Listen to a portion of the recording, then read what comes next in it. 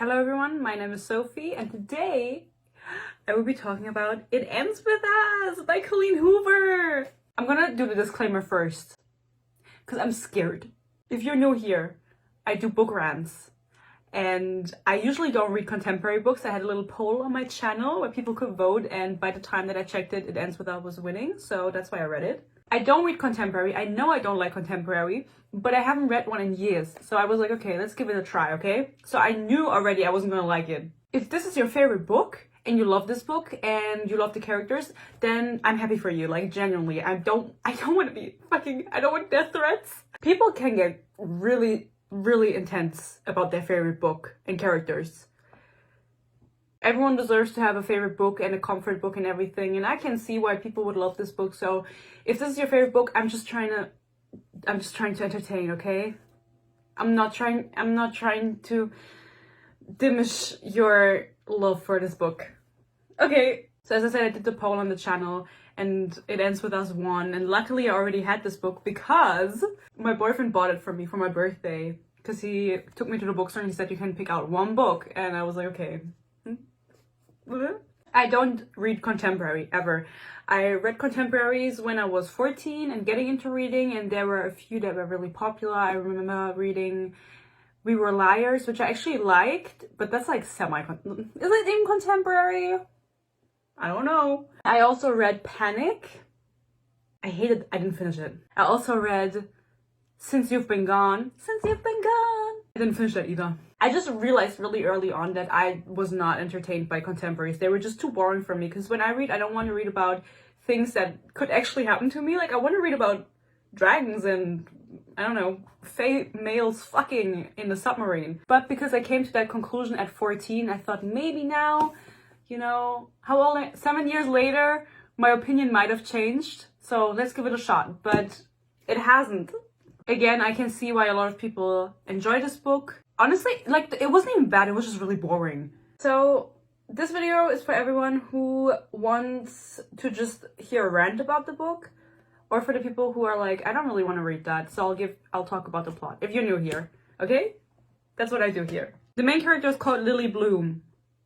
Immediate red flag. I just imagined her I pictured her in my head like the actress from the live action Wings on fucking Netflix. I feel like this whole book read like a movie, basically. And father of Lily Bloom, that strange girl with the erratic red hair who once fell in love with a homeless guy and brought great shame upon her entire family. First of all, don't come for the homeless. That would be me. I'm Lily Bloom, and Andrew was my father. The whole writing, let's just get it out of the way, okay? What the fuck was this writing? Colleen Hoover, you have been writing books for 10 years. And you're writing, blah, blah. I'm so mad I can't even talk about it. But genuinely, her writing felt very, like, tacky. I don't know if it's just because I read a fucking Tahara Mafi book before this, or because I read a Sarah J. Maas book before this. But compared to their writing, this was honestly garbage. Like, I could write like this. This is read like fan fiction people write. No hate to the fan fiction guys, by the way. Love you. You write better than her. She was using a lot of eyes. I noticed this pretty early on. She was just talking. I mean, this is Lily's perspective, and she was using so many eyes to start the sentence with. I shower, I shrug, I sigh, I reach for, blah, blah. And I'm like, I learned in my high school English class as a non-native speaker that you don't fucking start 50 sentences with the same fucking word. Girl. So, as you just heard, Lily is the main character of this book, and she meets one of the main male characters, Ryle, on a fucking roof. He's like really angry, and she's also really angry because her father just died and she was at the funeral, and then she kind of like fucked up the speech that she had to give. Whatever. It's not, I mean, it's important, but it's not that important. I sigh, sinking into myself. That's a really great name. Why do you sound so sad about it? Because I'd give anything for a great name. You don't like the name Lily? I tilt my head and cock an eyebrow. Ha, cock. My last name is Bloom. I know it's awful. It's the name of a 2-year-old little girl, not a 23-year-old woman. Shut the fuck up. Lily talks too much. She talks too much. The characters in this book had no depth. Depth? I mean, I don't know if they're in debt because they're all rich, but death is what I meant. They were all very superficial. I think all of them had like one hobby and then that was it. You had to go with it and be like, okay, that's all you do. Also, the time jumps I felt were so weird, honestly, because we start the book and Lily's 23 and then pretty early on we have a time jump of 6 months. And then in between, it's always like a week passes, 42 days pass, 3 months go by. I have no idea how old Lily is by the end of the book. She could be like 35 for all I know. I have no idea. So they're on the roof and they both had a shitty day. And so they're talking to each other, just being honest.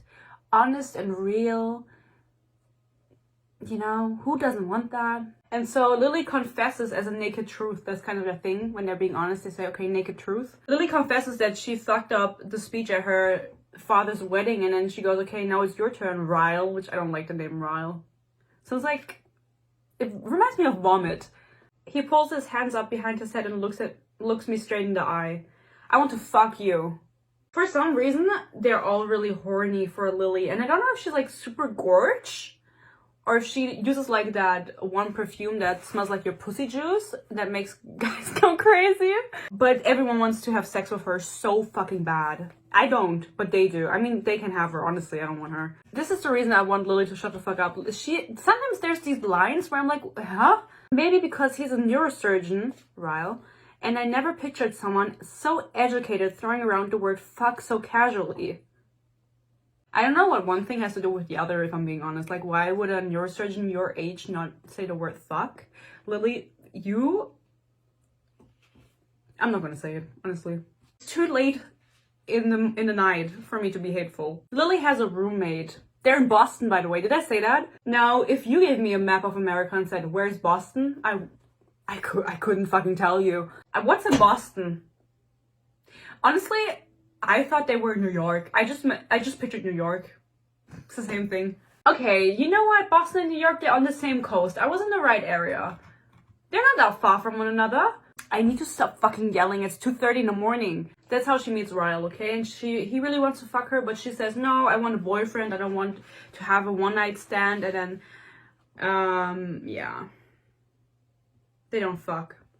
This book is also full of coincidences, but I think that I can't really critique that because this is a fucking contemporary book, and then what else would she have if not coincidences to make this fucking plot work? I should know better than to hold preconceived judgments, but she doesn't look like she'd be satisfied with a minimum wage job. Her purse probably cost more than this building. She's talking about her new bestie, Alyssa, and Alyssa is Ryle's sister, coincidentally. Lily is now finally opening up her own flower shop in Boston. She just had enough money from her marketing firm to buy this building. I mean, I don't know how fucking high prices of Boston are, but I know Boston. I mean, I just said I didn't, but like, you say Boston, I'm like, yeah, I know that. I just couldn't put it out. Fuck off. Anyway, she opens the flower shop and then this random woman turns up and she's like, hey, can I help? I love Pinterest. And then that's her identity. Her hobby is Pinterest. Everyone needs a hobby. Lily's hobby is gardening. Ryle's hobby is his job. Atlas's hobby is cooking. Yeah, there we go. Atlas is the other dude, by the way. I didn't talk about him yet. We'll get there. I'm just reading out quotes to you for what Lily thinks, because she's like, oh, I shouldn't judge, but blah, blah, blah. Like, then just don't fucking think it. Like, you're weird. By the time Lily meets Alyssa in front of the flower shop, 6 months have passed since she met Ryle on the rooftop. And now she finds out, oh my god, Ryle and Alyssa are siblings, and that's how he gets back into her life. I like that he calls her Issa, which I'm assuming is short for Alyssa. I think about my own name, and if I'll ever find a guy who could shorten it into a sickeningly cute nickname, Illy. What is this line? Oh, he's calling her Issa. I'm guessing it's short for Alyssa, but I'm not sure. Unnecessary. Cross it out. If I were to edit it, I would just cross it out. I don't know how editing works, but I would do that. I would just delete the line like she never wrote it. I feel like you can sometimes really tell that Colleen Hoover is like a 42-year-old woman, and I don't mean this disrespectfully. She takes my phone out and begins programming her number into it. Does Colleen Hoover have a phone, and does she know how putting numbers into a different phone works? Like, does she know how it, like, programming, like she's writing code? She doesn't keep saying fucking And these people are in their early 20s, okay? And they keep saying, or Lily keeps saying, we're making love. I don't think people in their early 20s say that. I've never heard anyone say let's make love. Say fuck. Say the word fuck. You can say it. I thought this was new adult. Don't get me started on the sex scenes, because I thought this was new adult, but maybe it was just YA. Please, Lily, he says through self-deprecating laughter. Please have sex with me. I want you so bad, and I swear once you have sex with me, you'll never hear from me again. I promise. Red flag. Don't have sex with him. She has his baby later on, but you know. I told her, red flag. Ryle really wants to have sex with her so bad. Like, he can't keep his cock in his fucking pants. It's like busting out of his jeans or his scrubs. He keeps wearing, and honestly, like, I'm not gonna judge Lily for being horny over a neurosurgeon. My boyfriend is a neurosurgeon. I'm manifesting, guys. I'm manifesting. No, but my boyfriend's actually in med school and he wants to become a neurosurgeon, but he's like in his 5th semester, so it's gonna take some time. But I get it. Oh, he just texted me. See? My mind, I'm so powerful. The things I manifest on daily basis, you guys wouldn't know. You wouldn't know. Also, I'm using my birth control as my bookmark. Something Lily should have taken. Anyway, they want to have sex. She gives in. She's like, oh my god, he's begging on his knees. He's a surgeon. He wants to fuck me, let's fuck. And then she goes to take a shower because she feels disgusting. Respectfully, I understand. And then she comes back and he's asleep in her bed. She opens up her flower shop. And then Ryle comes to visit on the first day. And he's like, oh my god, I'm gonna buy flowers. And guess who he buys them for? But it's like all mysterious. Lily, obviously. I feel like this whole plot was so predictable until she got pregnant. I hate pregnancies. Sorry if you're pregnant. Pregnancy trope, does anyone genuinely enjoy reading that? Like, that's a genuine question. That's not me attacking you. It's like, does anyone actually choose a book because they want to read the pregnancy trope? I feel like that leaves so little room to play with everything else. Maybe that's just me. I don't like reading about it. Both of us become a medley of moans and gasps as the kiss brings us over the edge. I think they both just came from making out. That's a first. Ryle and Lily don't even know each other, you know? They met 6 months ago on a roof, talked to each other for a bit. I know it's like a little bit bonding, like trauma dumping on each other is bonding, I guess. And then they meet again 6 months later and he still wants to fuck her, and then they just start dating basically, okay? And I don't know anything about Ryle. I keep wanting to call him Kyle. I don't know anything about him. I don't know anything about Lily, and I don't know anything about anyone fucking else. So honestly, never mind. Now, who's Atlas? Because if you've heard of this book, you've probably heard people talk about Atlas. Atlas is the homeless guy Lily fucked when she was 15 or 6. No, they fucked when she was 16. They waited until she was 16 because he was 18. He was in high school and homeless and living in an abandoned house next to Lily. And Lily was taking care of him and letting him shower, and they bonded and they crushed on each other and blah blah, but then he had to leave because he was a senior, she was not. I don't know how fucking high school works in America, but the love never died. And we get to know this through fucking diary entries from Lily, and they are like pages long, 30 pages. To make these diary entries a little bit more interesting, because they're just diary entries, I mean, anyone could do that as like a flashback. I feel like that's so cheap too. It's fucking Ellen DeGeneres she's dedicating these diary entries to. She's like writing letters to Ellen. No one should do that. Fuck Ellen. We hate her. She's cancelled. Red flag. Colleen Hoover thinks Ellen is cool. Red flag. Lily. Red flag. Red flags all over. That's how we get to know her story with Atlas. He left to Boston, and then she also coincidentally moved to Boston, and they meet again in Boston because Boston is where it's at. Boston. How do they speak in Boston? Boston? I have no idea. I'm just saying. The sex scenes aren't even sex scenes, and honestly, I was kind of sad about it because I felt like at least that would get me through the book, but she didn't even describe it. There was just a lot of sliding, like he slides inside of me, he pushes a finger inside of me, and honestly, Lily never sucks his cock. No shade to people who don't like giving blowjobs. Respectfully, like, you don't have to do it, but he eats her out so many times. I feel like she should have returned the favor, but I think Colleen Hoover doesn't give blowjobs, so she couldn't write like I put his cock in my mouth. She didn't even write the word cock. There was not even a single penis in this book. Since the characters are all 20 plus, I just assumed that this was more of a new adult book, which it is basically, because they have jobs and they're out of college and blah, blah. But maybe she just didn't want to write sex scenes. But then why include them to the detail that she did at all? Anyway, everyone's comfortable with something else.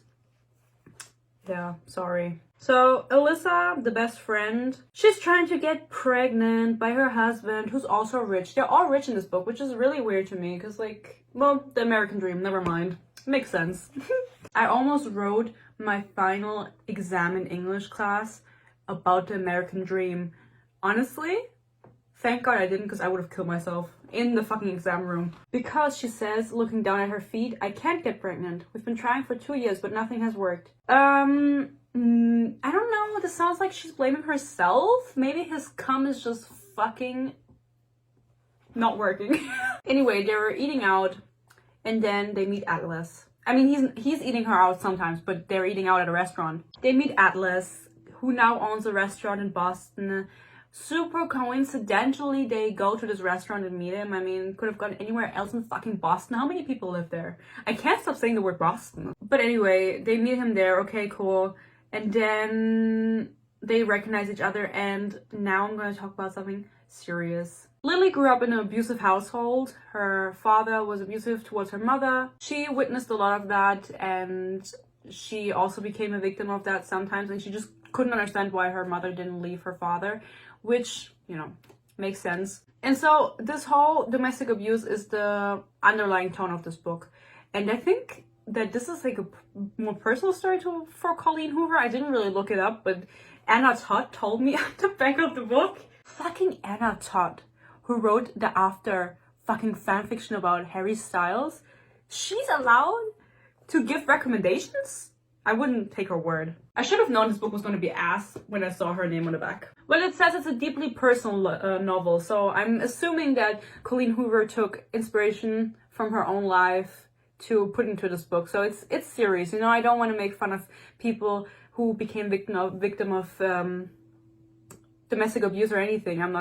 That's not what I'm here for. It's serious, and it's important that there are books about it that shine light on the situation, and that also shine light on that it can get better, because it does get better for Lily in the end, and that's nice. Ryle beat her ass, and that's Atlas sees it, and he knew her from her childhood, so he knew firsthand how abusive her parents were, or her dad was, and so he sees this at the restaurant. He's like, basically, if this was a Sarah J. Maas book, he would start growling, but he doesn't. He follows her to the bathroom, and then she's like, no, he's not like that, but he is like that. Ryle is a fucking piece of shit. I mean, he didn't actually beat her up. He burned his hand, and then I don't even know how the scene happened. He like did like this, and then she slipped on the olive oil on the floor, and she hit her head, and you know, it's still serious. It's still bad. She still got hurt. Also, we find out later, and I was like, I felt like this was so random. On her 16th birthday, Atlas had been gone from wherever the fuck she lived and gone to Boston already. And so he came back to visit her for her 16th birthday, and that's when they fucked. But, I mean, when they made love. Sorry. But basically, her dad heard him in the room, or heard someone in the room, and he came in with a fucking baseball bat and beat Atlas's ass, and he had to, like, he almost died. And when I felt like some of these scenes were so random out of the blue.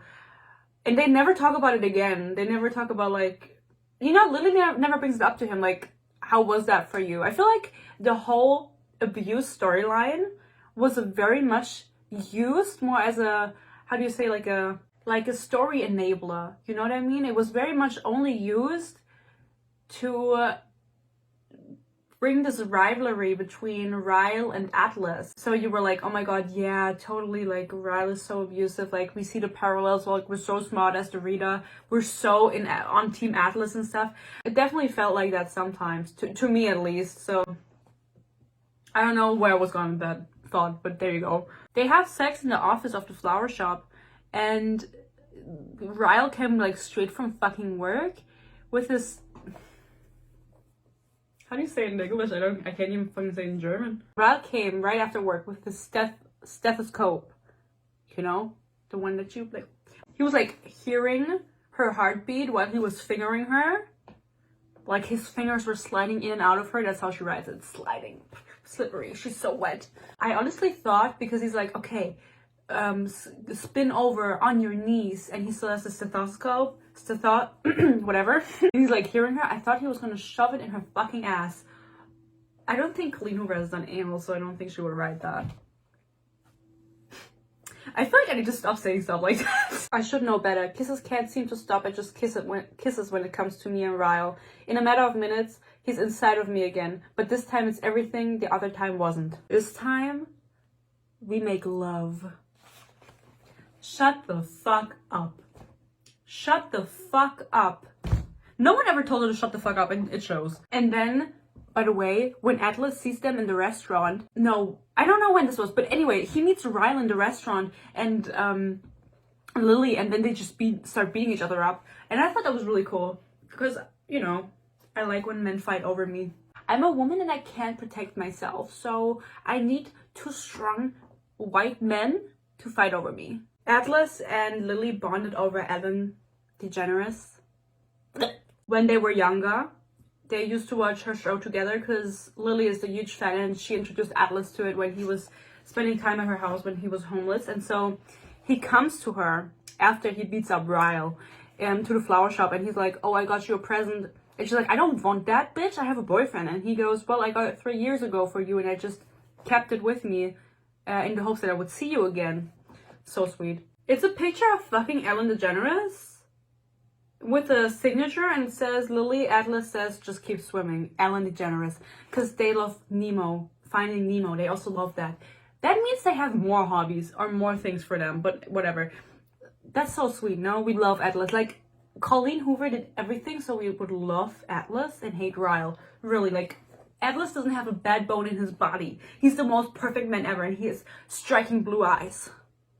I run my finger over her signature, then I drop the book on my desk, press my forehead against it, and fake cry against the cover. Why is she fake crying? This bitch cries on like every chapter, and now she gets this heartfelt fucking gift from Atlas, the love of her life, and she's fake crying? I would literally be like, whatever. Okay, I'm not gonna be mad. Then Ryle and Lily get married, which was also so random. Fucking marriage troop and pregnancy. If I had known this was in this book, I wouldn't have read it. Fuck that shit. Any drama. Okay. They get married in Vegas, like, on a whim. And it reminded me of someone whose parents I just found out also got married in Vegas on a whim. I didn't think that actually existed, but that the guy's parents actually got married in Vegas. I thought it was like a movie thing, honestly. I didn't think it was actually a thing. Can you just do that when you're German? Anyway, they fly to Vegas to get married, and they have a conversation on the fucking plane where they're like, okay, let's talk about everything important in life, like having children, living together, blah, blah, blah. And then you can again tell that this book was written by a 40-year-old woman, because Ryle asks Lily to never go vegan. And Lily goes, that's an easy promise to make because I love cheese too much. Bitch, there's vegan cheese. I feel like that's such a mom thing to say. Like, the comments about veganism, like, I feel they get on my fucking nerves. Okay, I'm not even vegan, they just get on my nerves. Like, I feel like only a 40-year-old woman would write that line where it's like, oh no, I can't go vegan. Fuck vegans. Also, I love cheese. I bet Colleen Hoover is a very sweet person, okay? I'm sorry, girl. Then after they get married, he pushes her off the down the stairs. And this is like the second strike, because after the first time he heard her, he was like, okay, no, she was like, okay, I'm not gonna be like my mom and stay with my abuser. I'm gonna leave you. If you ever do this again, I will leave you. And he does it again, and she stays with him because she's falling into the same pattern, which, girl, you gotta get out. I feel like I understood Lily though, honestly. I feel like I was very sympathetic towards her feelings. I could understand why she behaved the way she did and why she made the decisions the way she did. Like, after the second time, you could have left him, but she didn't. And I understood why she didn't. Why am I fucking stuttering? I'm so nervous. Ryle reveals to her that he's in therapy because he actually shot his brother. America. He shot his brother when they were children on accident because he didn't know it was like a real loaded gun, and so he shot him, and that's why he has trauma, and he gets into these angry fits and everything, and that's kind of his justification for blacking out and pushing Lily. And so that's why she says, okay, I'll give you another chance. I understand. See, that's why I'm like, okay, I don't know, like, okay, I get it. Also, she loves him, so, you know, I didn't feel like it was not understandable. I feel like I got it. I get you, sis. I got you. Alyssa and her husband, they have a child, by the way, then, like, she gets pregnant. There was one line about her not being able to get pregnant, and then the next line is like, I'm pregnant! I can't have alcohol, I'm pregnant! I didn't care for them at all. I didn't, like, the side characters in this book, there was also one guy, like, there was one gay dude. He shows up in the beginning once to make Ryle jealous, and that's it. He never appears again. He gets mentioned once again, but he never comes back. But we love inclusivity. I mean, I didn't care. I didn't give a single fuck about the side characters. There were like, I don't know, cast of like 5 side characters, and I mean, Alyssa and her husband showed up repeatedly, but I, like, if whether they had a child or not, I didn't care. Honestly, I thought that they were going to have a miscarriage. I thought there was going to be a miscarriage in this book. There wasn't. They have the baby, and then they name her Riley after Ryle. I would never do that. No, disrespectfully, I would never do that. If you name the baby after, like, your grandparents, okay, like, yeah, I get it. But, like, your living sibling? Okay. And then the third and final straw happens. She has these Ellen letters, diary entries about Atlas, about the past, and Ryle finds them. And he gets so angry over it, and he, like, you know, like, she gets, like, a headbutt and everything has to get stitches, and it's like, this is, like, the final straw, okay? Leave him, sis. And she does. But she calls Atlas, and she's like, Atlas, come pick me up. And he just does. Because he had given her his number on a piece of paper. And instead of putting it into her phone under a fake number, like a fake name, I mean, she just memorized it. She memorized it. Work smarter, not harder, girl. I don't know why you memorized it. They go to the hospital because she needs to get stitches. Her and Atlas. Atlas is so sweet. We love him, okay? She finds out she's pregnant. Ugh. When I read this, I could not believe my eyes. Not the fucking pregnancy troop. She finds out she's pregnant, and I feel like the ending of the book was very rushed. Everything that happened, I mean, I already said there were so many time jumps. I just didn't know where in the timeline I was anymore by the end of the book. I don't know how much time has passed, how old Lily is. Like, I don't know anything. And I also felt like the whole pregnancy thing was rushed because she didn't question once whether she should have the baby or not. I mean, it was her husband's. Her husband was abusive, however, and she was thinking about divorcing. Sorry, I can't speak English properly. Maybe she's talked about it and I just didn't register it in my brain. But I feel like it would have been a nice opportunity to talk for Lily, a nice opportunity to think about the possibility of abortion and how much it would affect the baby to be born and have an abusive father. She had the baby and they named him after the dead fucking brother that Ryle shot. Mom, where did I get my name from? Oh, actually, I shot the person you got the name from. Anyway, when the baby's born, she's also like, let's get a divorce. I want a divorce. And then she meets Atlas on the fucking street randomly. You know, like, the coincidences don't stop coming until the end. She meets him on the street randomly after like 50 months of not seeing him. No, I don't know how much time has passed. And he's like, oh my god, is that your bebe? And Lily's like, yeah, that's my bebe. And then he's like, oh my god. And then they get back together. I don't know if they kiss. I don't think they do. But I think there's another book coming out about them, maybe. It starts with us. I heard something. I heard whispers. I wish this baby wasn't yours, Ryle. With everything that I am, I wish this baby was not a part of you. She realizes that this was uncalled for, but that was really, like, the fact that she said that, I was like, girl. But that's how the book ends. I mean, they divorce and the co-parenting is going well, and the book was just really boring. Honestly, if I go to bed now and I wake up tomorrow, I will not remember what this book was about and who the side characters' names were. I don't even remember Alyssa's husband's name. I don't even remember it. What does he do? What does he do? I mean, I get why people would enjoy this book, honestly. I think it was like... I would give it like 2 stars. I mean, I'm trying to not judge it on the basis that it was contemporary because I knew that. I knew what I was getting myself into, that I was probably not going to enjoy it as much. But I also don't enjoy fantasy books, so what do I like? Maybe I think I would probably give it 2 stars because I like when men fight in the book. That's 1 star. When Ryle and Kyle, no, what the fuck is his name? Ryle and Atlas beat each other up. Also, I felt like there was not enough Atlas in this book. For the fact that everyone's going crazy about Atlas, I feel like he wasn't in it enough. This book was just so ordinary. You know what I mean? And if it's like a really personal book to Colleen Hoover, I'm not trying to disrespect her experience and what she went through in life, but I just, like, as a book, just judging it, how do you say? My phone just died. I just wanted to say that I just thought that this book was very ordinary, okay? This was nothing. It was just boring. It wasn't even bad. It was just boring. Honestly, I will not read a contemporary, and especially not a Colleen Hoover book, because her writing was getting on my fucking nerves anytime soon ever again. Maybe in the future, like a year from now, if I'm feeling spicy. If I see her book at the thrift store, I'll pick it up, you know what I mean? Anyway, I hope you enjoyed this. If you want to see more of me, you can follow me on TikTok and on Instagram. I think my name is honestly Sophie YT for Titty. And other than that, I hope you stay happy and you stay healthy. And I hope I will see you in my next one. Thank you. Bye bye.